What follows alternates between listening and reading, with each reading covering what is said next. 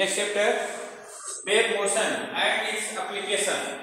Wave motion and its application, mechanical waves. ठीक है, तो wave motion and its application में पहले हम क्या पढ़ेंगे? मैकेनिकल वेव है। तो what is mechanical wave? Mechanical wave क्या होती है बताइए? When we drop a stone in stagnant water, ना, जब आप जो है stagnant water में जैसे वाटर एकदम साइलेंस पोजीशन में, ठीक है, उसमें अगर ये स्टोन आप डाल दीजिए क्या होता है? एक डिस्टर्बेंस जनरेट होता है। एक डिस्टर्बेंस क्या होता है? जनरेट होता है ना। ये this disturbance advances at the surface of water with constant speed in a certain shape। आप देखिएगा टार्नेट वाटर है, पॉन्ड में खड़े, पॉन्ड के किनारे खड़े होइए, टार्नेट वाटर में आप क्या करें? एक स्टोन ड्रॉप कर दीजिए।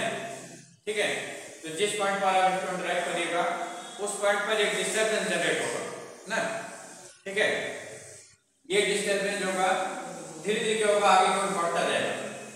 उस पॉइंट पर जनरेट होगा जहां पर आपने स्टोन गिरा है, लेकिन ये जो डिस्टर्बेंस जनरेट हो रहा है धीरे धीरे क्या होगा? आगे की ओर बढ़ता जाएगा ना।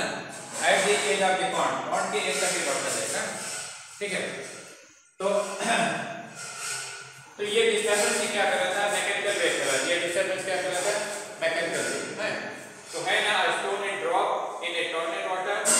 ठीक है, a disturbance is generated at the point of drop ना। This disturbance advances at the surface of water with a constant speed in a certain shape, circular shape। देखिएगा सर्कुलर शेप में चलेगा, कैसे चलेगा? Circular shape. ठीक है, और ये सर्कुलर शेप जो है धीरे धीरे इसका सर्किल का शेप बढ़ता जाएगा, बढ़ता है, छोटे रेडियस तक भी बढ़े, उससे भी बढ़े, फिर उससे बढ़े, और ये जो है इतना बड़ा हो जाएगा कि at the edge of the point तक पहुंच जाएगा। तो ये जो डिस्टर्बेंस जनरेट हुआ है, इसी डिस्टर्बेंस को क्या कहते हैं? मैकेनिकल वेव कहते हैं। ठीक है, तो ऐसा क्यों होता है बताइए? Why this disturbance generated and advances at the surface of water. आप स्टोन गिराते हैं तो डिस्टर्बेंस जनरेट हो जाता है। ये डिस्टर्बेंस आगे क्यों बढ़ रहा है?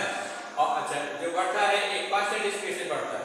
ठीक है, और इसका एक सर्टेन शेप होता है, सर्कुलर होगा, एलिप्टिकल होगा, जो भी होगा, माने जनरली सर्कुलर शेप बनता है।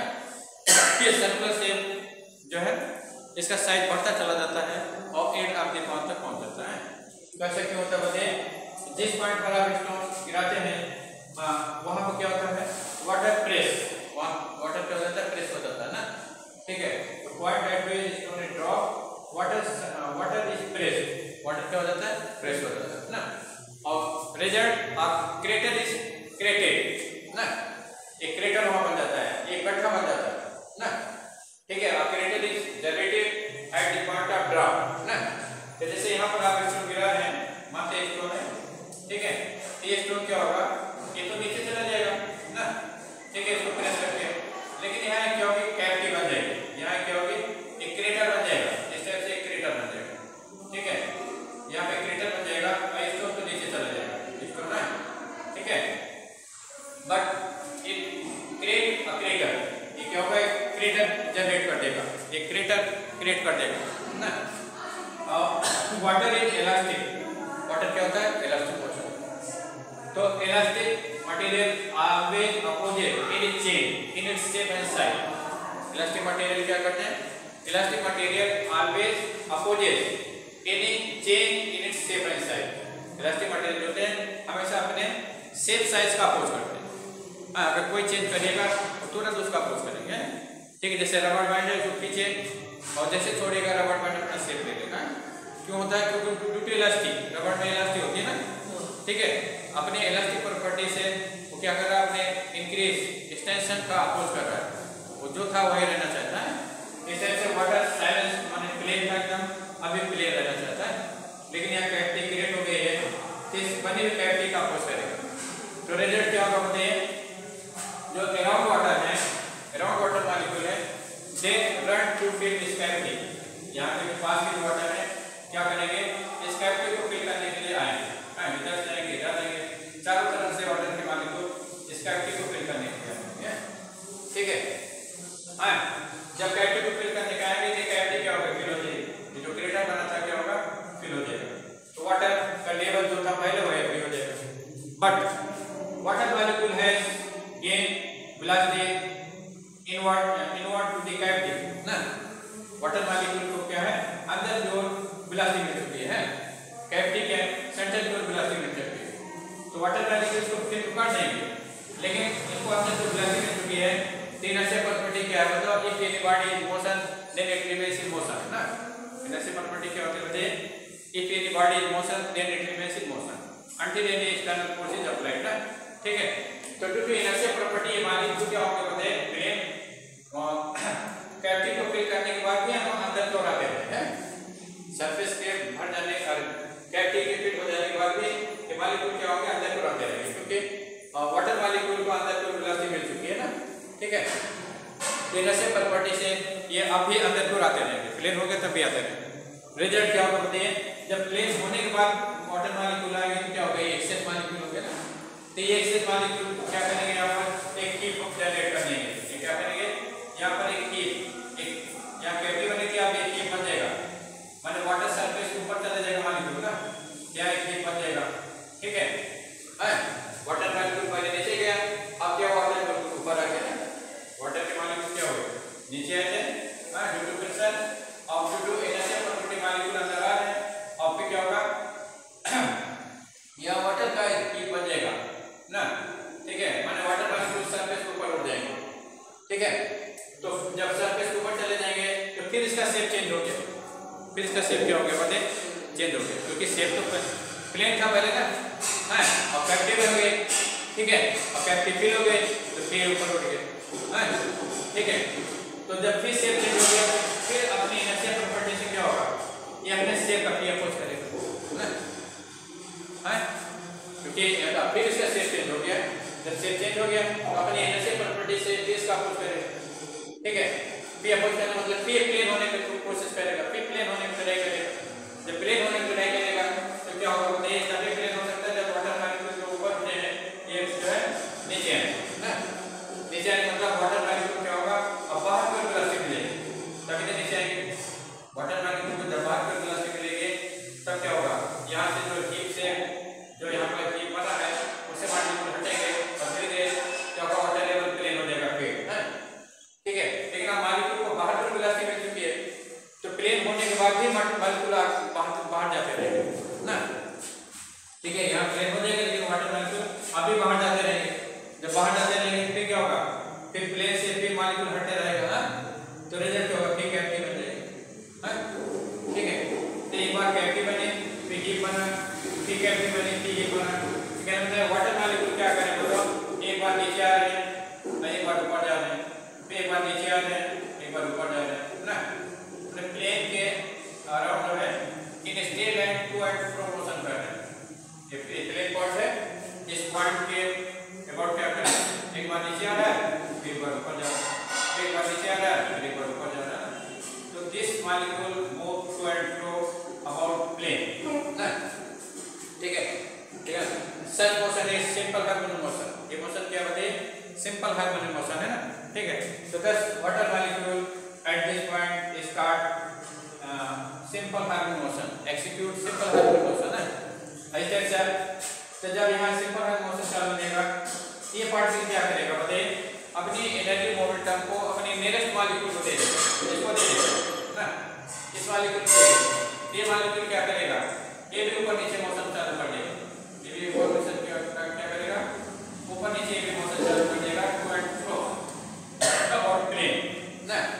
तो this particle also start SHM simple harmonic motion है, ठीक है। इधर के मॉलिक्यूल इस तरह से स्टार्ट कर देंगे अपना मोशन, दे एक्सिक्यूट SHM, ये मॉलिक्यूल भी SHM चालू कर देंगे, तो दस इस molecule transfer its energy momentum to its molecule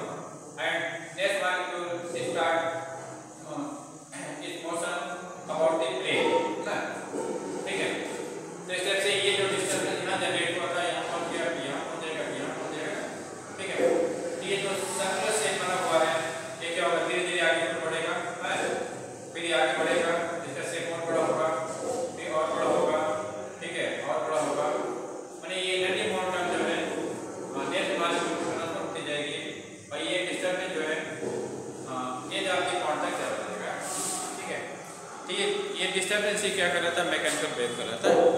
तो मैकेनिकल वेव क्या होता है? डिस्टर्बेंस होता है। मैकेनिकल वेव क्या है? डिस्टर्बेंस ना। तो mechanical wave is a disturbance which advances in a material medium. अच्छा, ये डिस्टर्बेंस क्यों जनरेट हो रहा है बताइए?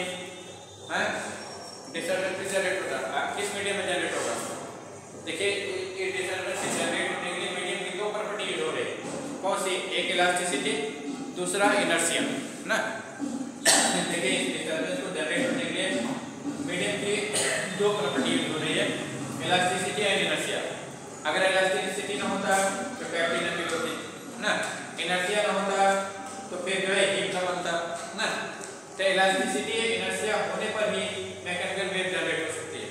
ऐसे मीडियम में मैकेनिकल वेव जनरेट होगा व्हिच है इलास्टिसिटी एंड इनर्शिया। तो जिस मीडियम में इलास्टिसिटी इनर्शिया ज्यादा होगा उसमें मैकेनिकल वेव ज्यादा बनेगा ना। ठीक है, तो मैकेनिकल वेव की डेफिनेशन क्या बन जाएगी? Mechanical wave is a disturbance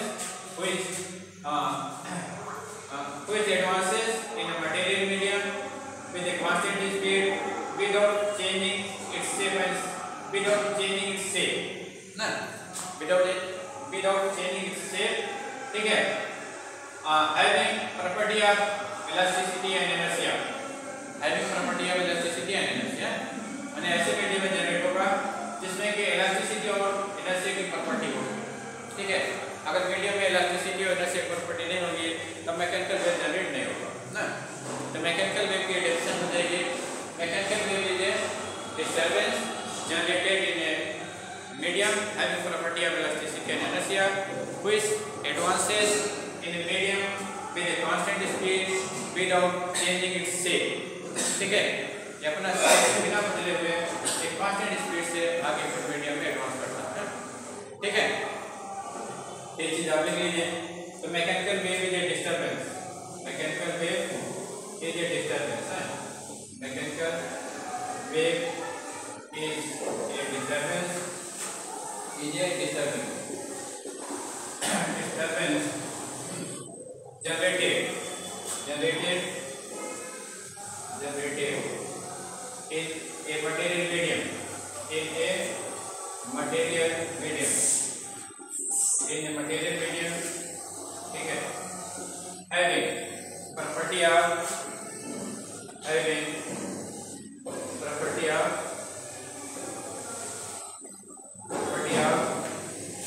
elasticity and inertia, elasticity and inertia। ठीक है, inertia। ठीक है, mechanical wave is a disturbance generated in a material medium having property of elasticity and inertia। ठीक है, which advances with a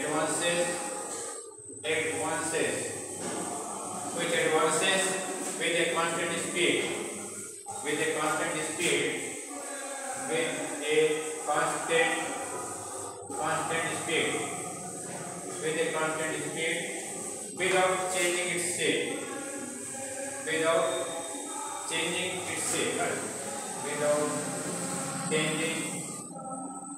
shape, ठीक है, without changing its shape।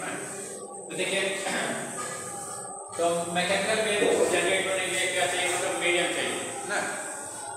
ठीक है, अगर मीडियम नहीं है तो नहीं जनरेट होगा। और कैसा मीडियम चाहिए? ठीक है, ऐसा मीडियम चाहिए मैंने प्रॉपर्टी ऑफ इनर्शिया। मीडियम में कौन सी प्रॉपर्टी होनी चाहिए? मीडियम में इनर्शिया प्रॉपर्टी होनी चाहिए और दूसरी कौन सी प्रॉपर्टी होनी चाहिए? इलास्टिसिटी।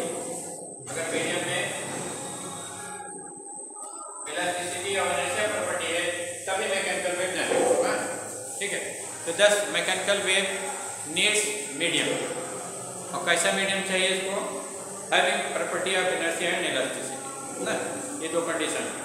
ठीक है, अच्छा, कुछ वेव ऐसी होती है जिनको मीडियम की जरूरत नहीं होती है, जैसे लाइट है, लाइट को चलने के लिए किसी मीडियम की जरूरत नहीं पड़ती है। जैसे there is a large vacuum between sun and earth, but light come from the sun and the earth ना, by crossing a large space of vacuum, it means light does not need any medium। Light को चलने के लिए किसी medium की जरूरत नहीं होती ना। ठीक है, तो कुछ वेव ऐसे होती है जिनको किसी मीडियम की जरूरत तो जैसे आपका लाइट वेव है, एक्सरे है, गामा रे है, रेडियो वेव है, ठीक है, अल्ट्रावायलेट रेज है, विजिबल है, तो ये सब जो है आपके ऐसे वेव्स हैं जिनको चलने के लिए किसी मीडियम की जरूरत नहीं होती है। ये वेव क्या कहलाती है? इलेक्ट्रोमैग्नेटिक वेव कहलाती है। क्या कहलाती है? इलेक्ट्रोमैग्नेटिक वेव ना। इसमें क्या होता है? इलेक्ट्रिक और मैग्नेटिक वेक्टर का वाइब्रेशन होता है। इसमें क्या होता है? Electric there is disturbance of electric vector and magnetic vector ना। तो इलेक्ट्रिक फील्ड और मैग्नेटिक फील्ड को चलने के लिए किसी मीडियम की जरूरत नहीं होती है। अगर मीडियम है तब भी चलेंगे, नहीं है तब भी चलेंगे, ठीक है। तो सबसे मैक्सिमम प्रॉपर्टी जो होती है इनकी वो वैक्यूम में होती है। कहाँ होती है? वैक्यूम में, ठीक है। तो ये वैक्यूम में इजीली चल सकती है, ठीक है। तो सो इलेक्ट्रोमैग्नेटिक वेव एक वेव और होती है मैकेनिकल वेव को छोड़ करके, जिसे आप क्या कहते हैं? इलेक्ट्रोमैग्नेटिक वेव कहते हैं। इलेक्ट्रोमैग्नेटिक वेव माने इसमें दोनों हो जाएंगे, इलेक्ट्रिक है और मैग्नेटिक है ना। तो यहाँ पे डिस्टर्बेंस होता है, हाँ, इसमें भी डिस्टर्बेंस है। इलेक्ट्रोमैग्नेटिक वेव की आल्सो डिस्टर्बेंस, लेकिन वहाँ पर मटेरियल पार्ट का डिस्टर्बेंस नहीं होता है, बल्कि किसका डिस्टर्बेंस होता है? इलेक्ट्रिक वेक्टर का डिस्टर्बेंस होता है, इलेक्ट्रिक वेक्टर है, और मैग्नेटिक वेक्टर का डिस्टर्बेंस होता है। इलेक्ट्रिक फील्ड और मैग्नेटिक फील्ड का डिस्टर्बेंस होता है, ठीक है। माने बोथ आर डिस्टर्बेंस, ठीक है। इलेक्ट्रोमैग्नेटिक वेव की डिस्टर्बेंस है, ये भी डिस्टर्बेंस है, लेकिन यहाँ मीडियम पार्ट में डिस्टर्ब होते हैं, वहाँ इलेक्ट्रिक और मैग्नेटिक फील्ड डिस्टर्ब होते हैं ना, ठीक है। तो तुमको इस चैप्टर क्या पढ़ना है? मैकेनिकल वेव पढ़ना। तो मैकेनिकल वेव क्या है? ये समझ में है? Mechanical wave is a disturbance generated in a material medium having property of elasticity and inertia which advances with a constant speed without changing its shape, ठीक है। ये डेफिनेशन हो जाएगी, ठीक। तो इसमें जो है ऐसे मीडियम की जरूरत पड़ती है हमें, कुछ है property of inertia and elasticity. अगर मीडियम में इनर्शिया और इलास्टिसिटी है, जितना ज्यादा होगा मीडियम, जितना ज्यादा इलास्टिक होगा, जितने ज्यादा इसमें इनर्शिया प्रॉपर्टी होगी, उसमें मैकेनिकल वेव उतना इजीली बनेगा ना। उसमें मैकेनिकल वेव की स्पीड उतनी ज्यादा होगी, ठीक है। और कम होगी प्रॉपर्टी, उसमें मैकेनिकल वेव स्लो चलेगी, उसमें कम स्लो जनरेट होगा, ठीक है। तो ये चीज है। अच्छा, और क्या देख रहे हैं? और जाने कि in formation of mechanical wave there is no movement of medium particle है। इसमें और क्या प्रॉपर्टी मिलेगा? ऐसी प्रॉपर्टी क्या मिली है? इसमें मीडियम पार्टिकल अपना प्लेस नहीं छोड़ रहे। जैसे ये पार्टिकल है ना, ये पार्टिकल अपने ही स्थान, अपने प्लेस पर क्या होगा? टू एंड फ्रो मोशन करेगा। In mechanical wave medium particle does not leave their position, medium particle does not leave their position, ठीक है। They execute simple harmonic motion at its own place, वो अपने ही place पर simple harmonic motion करते रहते हैं, ठीक है। तो अगर अपने प्लेस पर रहते हैं तो फिर वेव कैसे आगे बढ़ती है? They transfer their energy and momentum to its next molecule. ये क्या करते हैं? बताइए, ये अपने प्लेस पर फिक्स रहते हैं, fix eight its own place, medium particle fix eight its own place, ठीक है। ये अपने प्लेस पर ही फिक्स रहते हैं। तो फिर ये आगे कैसे इंटरफेरेंस आगे कैसे बढ़ता है? They transfer their energy and momentum to their nearest molecule है। क्या करते हैं? मीडियम पार्टिकल ट्रांसफर करते हैं अपनी energy momentum, they transfer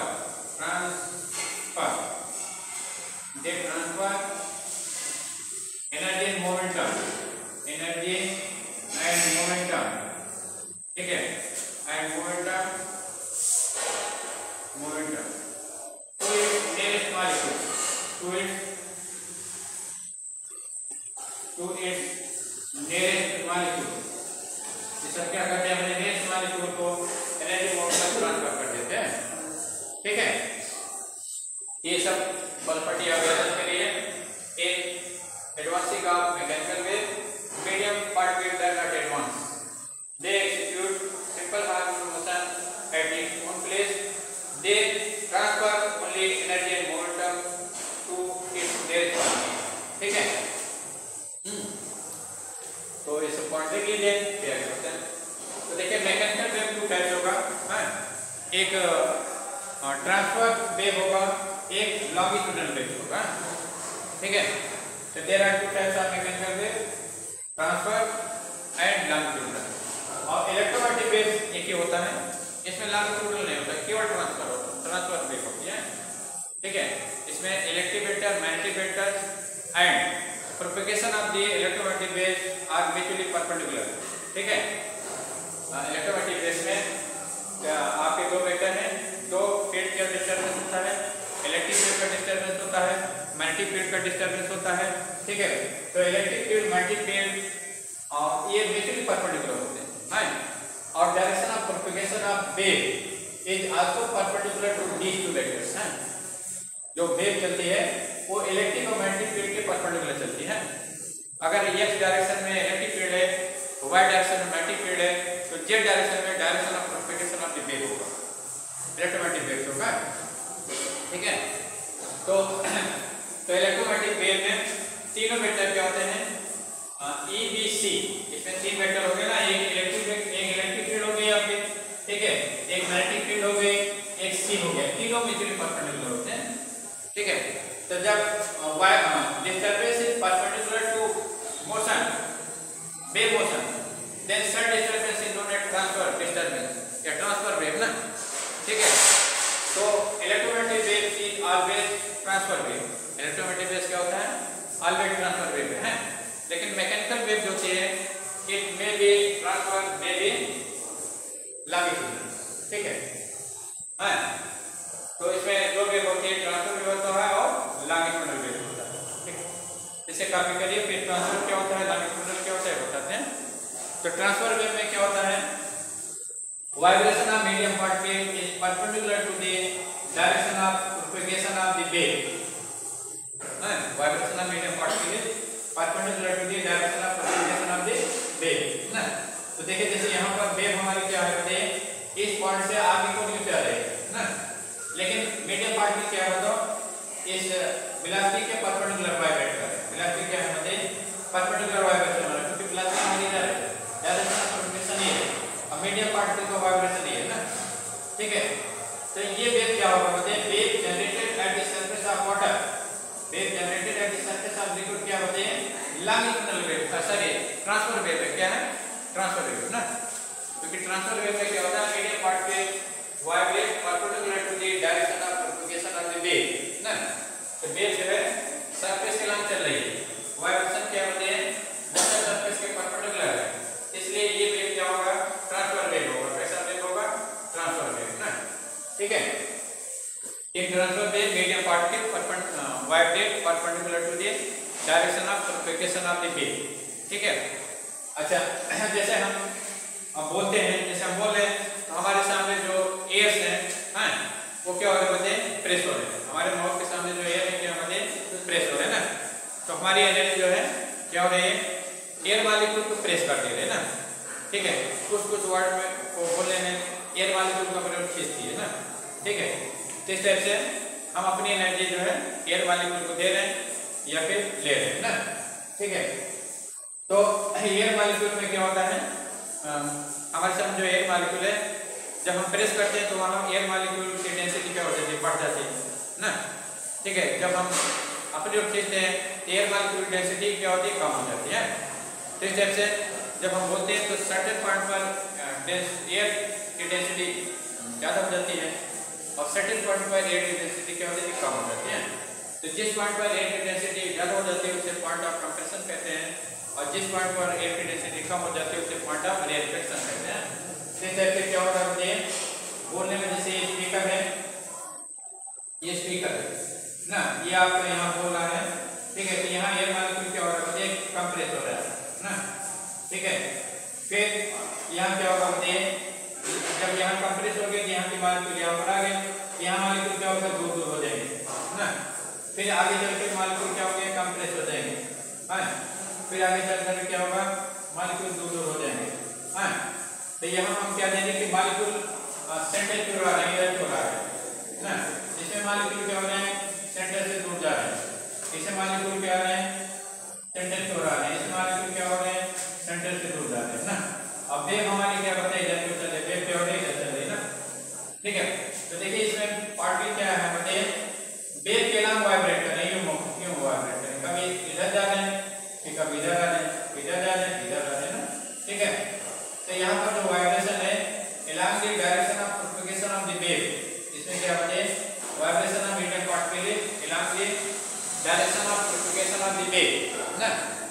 when medium particle vibrate along the direction of propagation of wave, along the direction of advancing of wave, then such wave is known as longitudinal wave. ये wave क्या कहलाती है?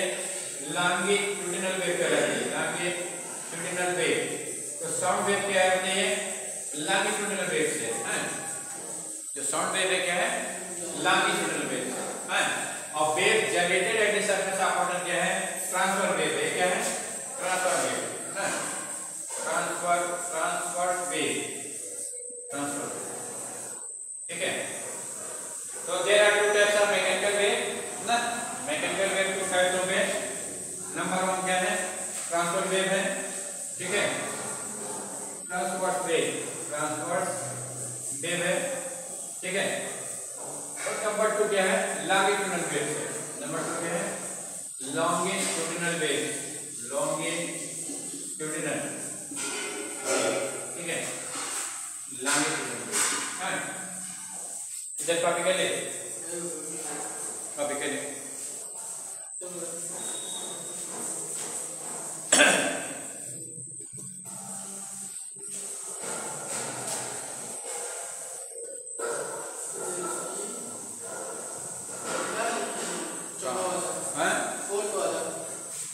Fourth है transfer energy and momentum to its nearest molecule,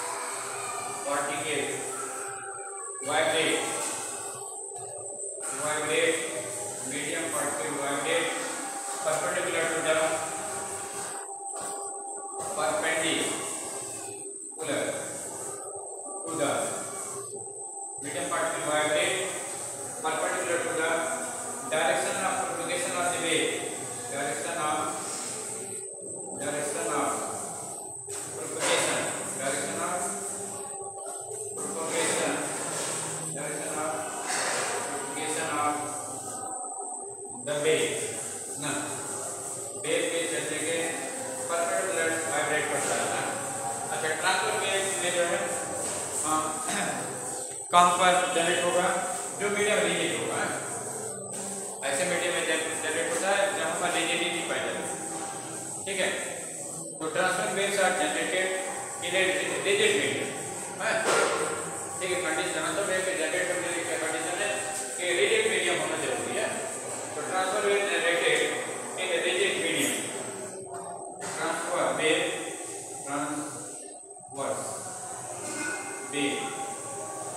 generated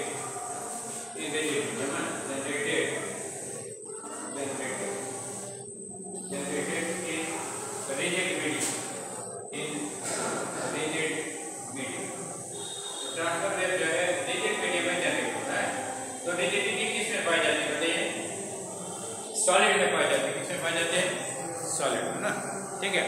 तो इस तरह से ये किस में जनरेट होंगे? सॉलिड में जनरेट होंगे. किस में जनरेट होंगे? Solid.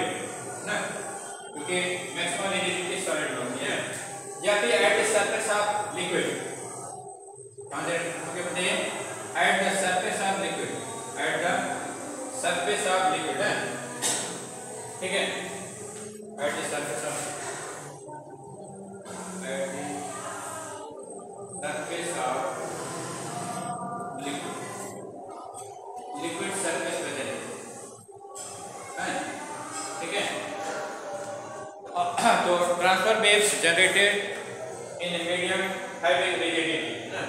So rigidity are found in solid. Rigidity are found in solid. ठीक है. So we can say that transfer waves are generated in solid. अच्छा. Rigidity are also found at the surface of liquid. So transfer waves can be generated at the surface of liquid. ठीक है. तो चलिए अभी नहीं note करिए.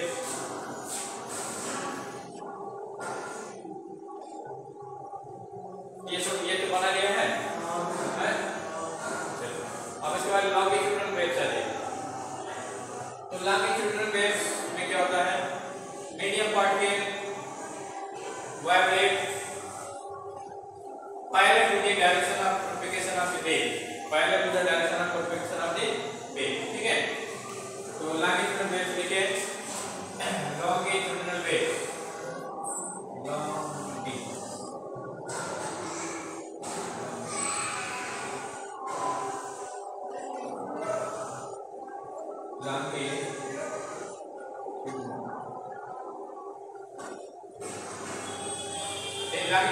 In longitudinal waves, medium particle vibrate parallel to the direction of propagation of the wave. ठीक है. जैसे देखिए in longitudinal waves, in longitudinal wave, in longitudinal waves, medium particle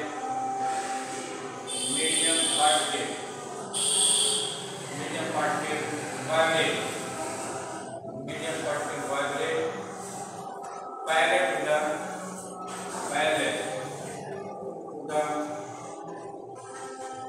propagation of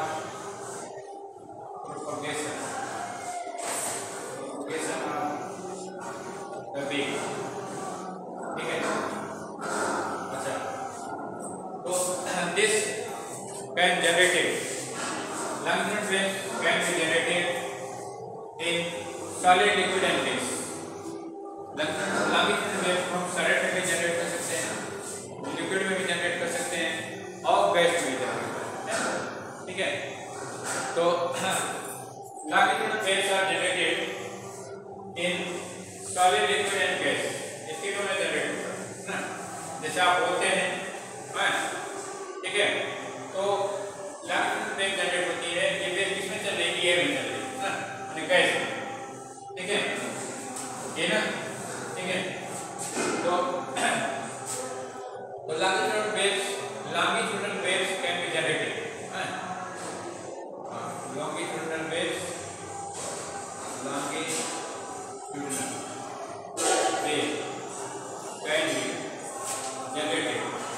can be generated in solid. ठीक है. Number 2 liquid, number 3 gas. इस तीनों में generate हो सकता है ना. longitudinal waves can be generated in solid, liquid and gas ना. इस तीनों मीडियम में जनरेट हो सकती है. ठीक है. तो देखिए longitudinal waves की स्पीड सबसे ज्यादा किसमें होती है? मैकेनिकल वेव्स है, longitudinal हो चाहे ट्रांसफर हो, स्पीड इसमें ज्यादा होगा जिसमें कि इलास्टिसिटी ज्यादा होगी ना. तो सबसे ज्यादा इलास्टिसिटी किसमें होती है? सॉलिड में होती है. उसके बाद लिक्विड में होती है, उसके बाद गैस में. गैस में सेफ साइंस का बहुत कम अपोज करता है और लिक्विड उससे ज्यादा अपोज करता है, सॉलिड सबसे ज्यादा अपोज करता है. इसलिए सॉलिड में longitudinal waves की स्पीड सबसे ज्यादा होती है ना. Speed of longitudinal waves is maximum in solid, then in liquid, then in gas. सबसे कम गैस में होगी, सबसे ज्यादा सॉलिड होगी. ठीक है. तो इसमें क्या होता है? इसमें आपका longitudinal waves में या आपका longitudinal waves है, इसमें कंप्रेशन बनता है. अल्टरनेट क्या होता है? अल्टरनेट कंप्रेशन बनता है. Compression is a point at which density of air molecule is maximum ना. जैसे ये कंप्रेशन हो गया. ठीक है. और फिर ये कंप्रेशन हो गया, फिर ये कंप्रेशन हो गया. अल्टरनेट कंपैरिजन बनता है। तो comparison is the point at which density of A molecule is maximum, ठीक है, हां, या मीडियम पार्टिकल इज मैक्सिमम। और रेयरफिकेशन बनता है, ये आपका रेयरफिकेशन है, हां, तो रेयरफिकेशन इज द पॉइंट, ये आपका क्या है, रेयरफिकेशन। इसको मिटा दें, हां, इसको मिटा दें। तो rare in longitudinal waves alternate comparison and rarefaction are form.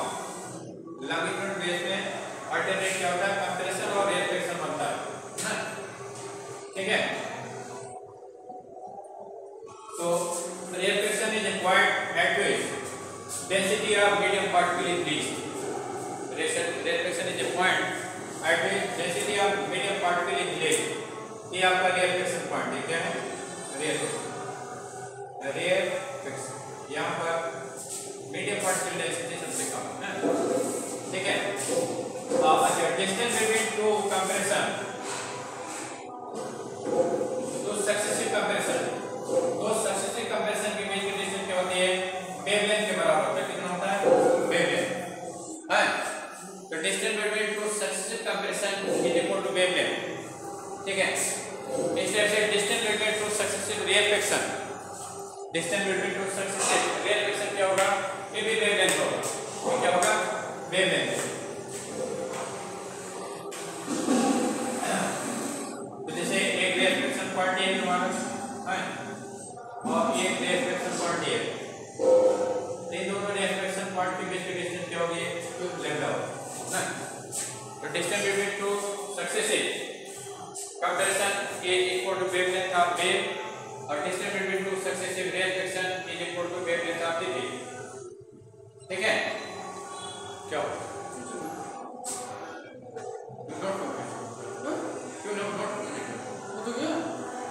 ये सब, ये वेवलेंथ से दिख गया, कर रहा हूं तो कर रहा हूं।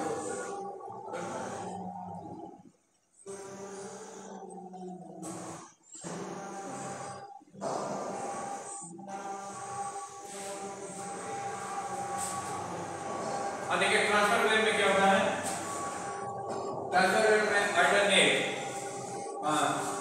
क्रेस्ट एंड ट्रफ बनते हैं। अल्टरनेट क्या होता है, क्रेस्ट एंड ट्रफ बनता है, ट्रांसफर वेव में चलती है, ठीक है।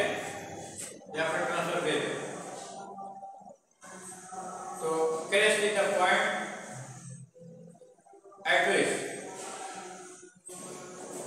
Medium particle had displaced maximum in positive direction, ना, ठीक है। तो point at of maximum displacement of medium particle in positive direction क्या होता है, पॉइंट ऑफ क्रेस्ट होता है, हाँ। तो जैसे आपका y डायरेक्शन है प्लस y, ये क्या है, माइनस y, ये क्या है, x डायरेक्शन। तो ये पॉइंट क्या कहलाएगा, ये this is the point at which medium particle है मैक्सिमम डिस्प्लेसमेंट। यहाँ पर क्या होते हैं, मीडियम पार्टिकल डिस्प्लेसमेंट मैक्सिमम, ना, यहाँ पर मीडियम पार्टिकल डिस्प्लेसमेंट क्या मैक्सिमम है, यहाँ पर मीडियम पार्टिकल का डिस्प्लेसमेंट क्या है, पॉजिटिव डायरेक्शन में मैक्सिमम है।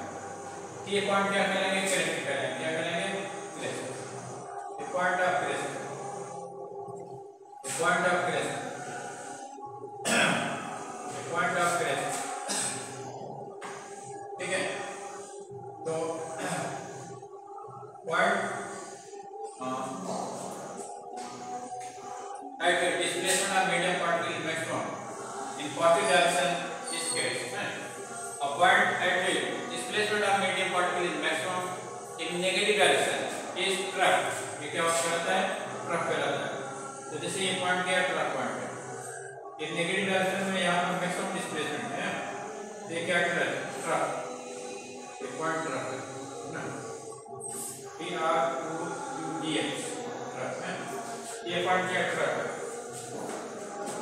ठीक है, ट्रफ। तो ये भी डिस्प्लेसमेंट इन नेगेटिव डायरेक्शन है, maximum displacement in negative direction, हाँ, maximum displacement in negative direction है, ठीक है, ये ट्रफ।